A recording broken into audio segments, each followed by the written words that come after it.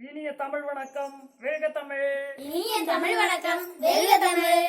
இன்னைக்கு தமிழ் பாடத்துல இணை சொற்கள் பற்றி நம்ம பார்க்க போறோம். தொடர்கள்ல சில சொற்கள் இணையாக இடம்பெற்று பொருளுக்கு வலுவூட்டுவதை இணை சொற்கள் அப்படின்னு சொல்லலாம். விருப்பு வெறுப்பு, அனைவரிடமும் விருப்பு வெறுப்பின்றி பழக வேண்டும். தாய் குழந்தையை பாராட்டி சீராட்டி வளர்த்தால். அப்ப பாராட்டி சீராட்டி, விருப்பு வெறுப்பு, இதெல்லாம் என்ன சொற்கள்? இணை சொற்கள்.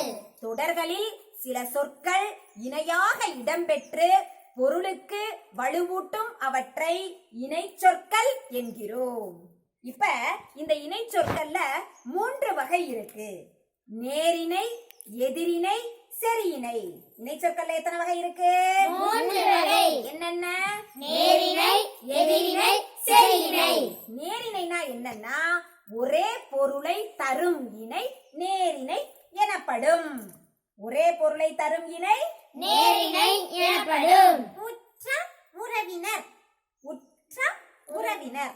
ஆடல் பாடல், சீரும் சிறப்பும், பேரும் புகழும், இதெல்லாம் என்னது? நேரிணை. ஒரே பொருளை தருவது. எதிரிணை அப்படின்னா எதிரெதிர் பொருட்களை தருவது. அந்த இணைக்கு பேர் என்ன? எதிரிணை. எதிரெதிர் பொருட்களை தரும் இணை எதிரிணை எனப்படும்.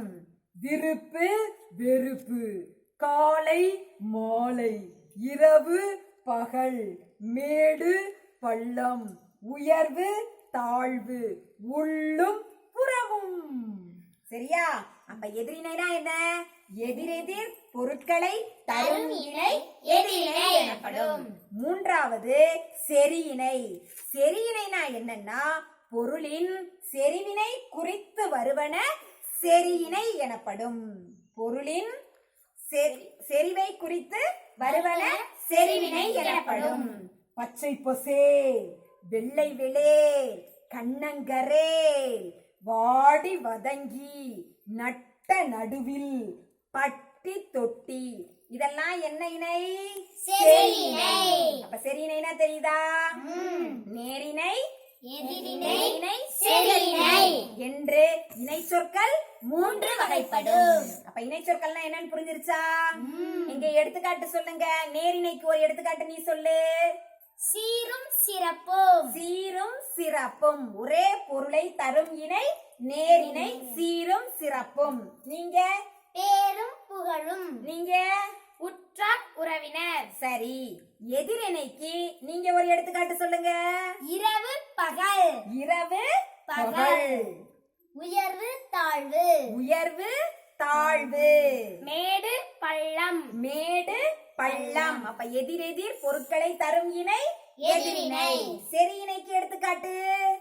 பச்சை பசேல். பச்சை பசேல், வெள்ளை வெளேல். வெள்ளை வெளேல், கண்ணங்கரேல். கண்ணங்கரேல். அப்ப இதெல்லாம் என்னது? செரி இணை. பொருளின் செறிவினை குறித்து வருவன செரியிணை எனப்படும். அப்ப என்னது? இணை சொற்கள் எத்தனை வகைப்படும்? 3 வகைப்படும். இணை சொன்னா என்னன்னு புரிஞ்சிருச்சா? புரிஞ்சிருச்சு. நன்றி, வணக்கம்.